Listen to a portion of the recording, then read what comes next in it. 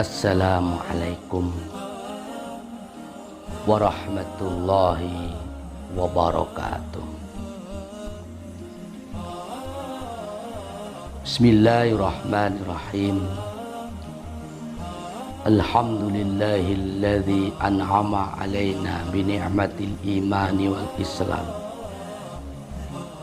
Wassalatu wassalamu ala asrafil anbiya'i wal mursalin, Sayyidina wa habibina wa maulana Muhammadin wa ala alihi wa sahbihi ajma'in, amma ba'du.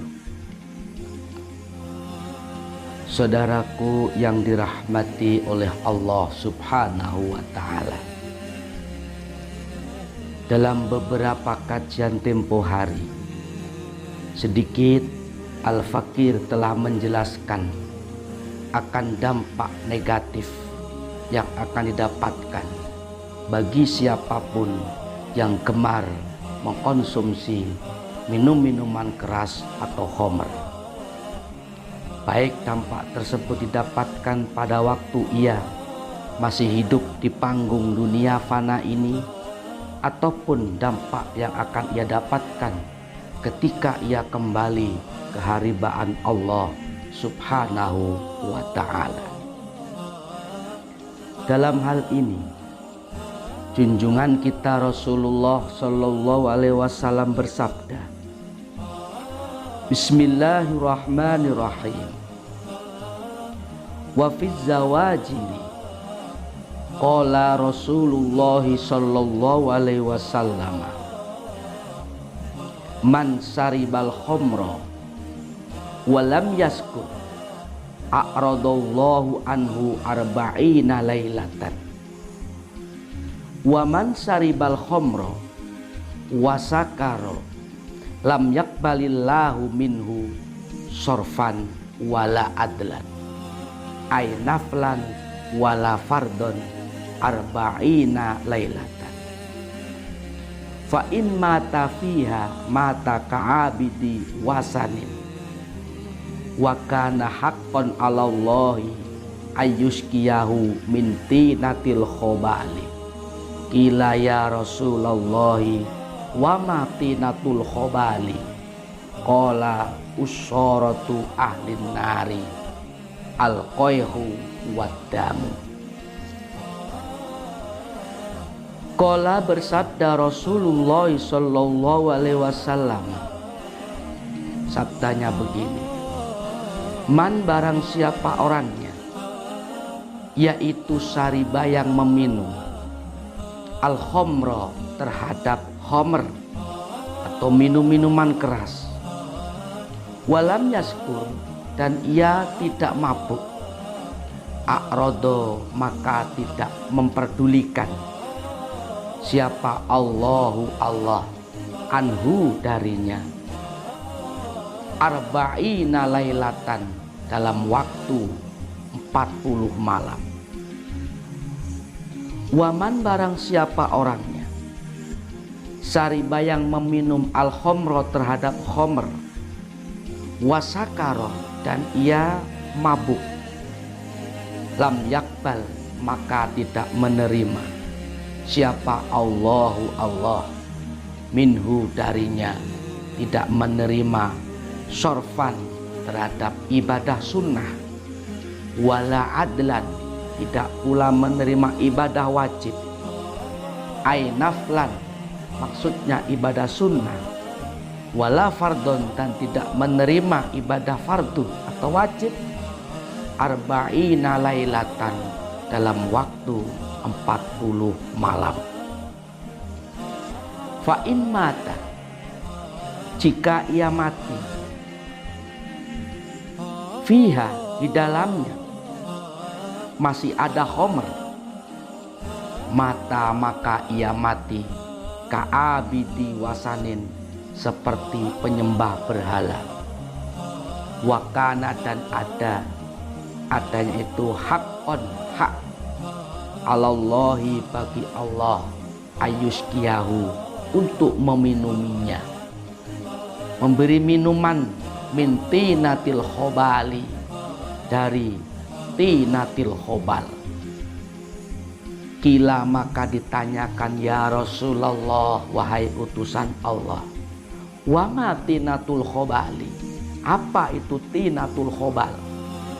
Qala maka Nabi menjawab, tinatul khobal yaitu usharatu ahlin nari, perasannya penduduk neraka. Al-qayhu berupa nanah, wadamu dan darah. Saudaraku yang dirahmati oleh Allah Subhanahu wa ta'ala, dalam hadis tersebut junjungan kita Rasulullah Shallallahu Alaihi Wasallam memberikan sebuah penjelasan. Barang siapa orangnya yang meminum khamr dan ia tidak mabuk, maka di situ Allah menjauh. Allah tidak memperdulikannya dalam waktu 40 malam. Ini dampak yang pertama. Kemudian yang kedua, barang siapa orangnya yang meminum khamr, kemudian ia sampai terjadi tidak sadarkan diri, mabuk, maka di situ Allah tidak menerima ibadah sunnahnya dan Allah tidak menerima ibadah wajibnya dalam waktu 40 malam. Dan ketika orang yang mabuk ini meninggal dunia, inna lillahi wa inna ilaihi rajiun, sedangkan posisinya keadaan khamr masih ada dalam perutnya, maka ia mati seperti penyembah berhala, disebutnya berhala wasat. Di samping itu pula hak nyata bagi Allah Subhanahu wa ta'ala untuk menyiksa orang-orang yang mabuk ini. Kelak di dalam nerakanya Allah, ia akan diberi minuman oleh Allah berupa minuman tinatul khobal. Maka tanyakan kepada Rasulullah Shallallahu Alaihi Wasallam, apa itu tinatul khobal, wahai utusan Allah? Tinatul khobal itu, Nabi menjawab, yaitu usharatu ahlin nari, al-qayhu wadamu, yaitu perasannya ahli neraka berupa nanah dan berupa darah. Begitu besar dampak negatif yang akan diterima oleh siapapun yang gemar mengkonsumsi minuman keras ini. Betapa tidak, ia minum, baik itu mabuk ataupun tidak, ada dampaknya.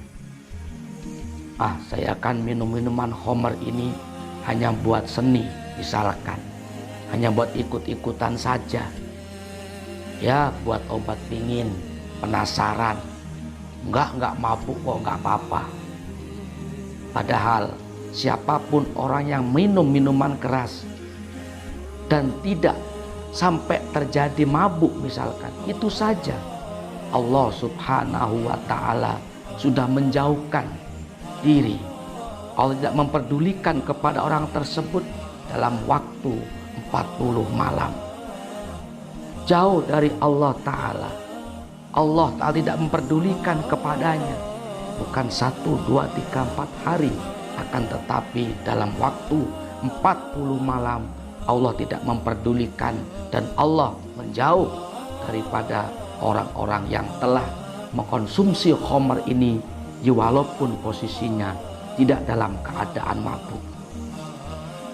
Apalagi sampai terjadi mabuk, tidak sadarkan diri, ibadah wajibnya, ibadah sunnahnya ditolak, tidak diterima oleh Allah Subhanahu wa ta'ala. Na'udzubillah, summa na'udzubillah min dzalik. Padahal kita selaku hamba Allah, sebagai seorang mukmin, setiap kita melaksanakan ibadah kepada Allah apapun itu, selalu berusaha untuk senantiasa diterima dan diridhoi oleh Allah Subhanahu wa ta'ala. Lalu bagaimana Jika sampai terjadi amal ibadah kita, ibadah yang sunnah, ibadah yang wajib ditolak oleh Allah Subhanahu wa ta'ala, gara-gara kita mabuk mengkonsumsi khamr sampai tidak sadarkan diri, na'udzubillah summa na'udzubillah min dzalik.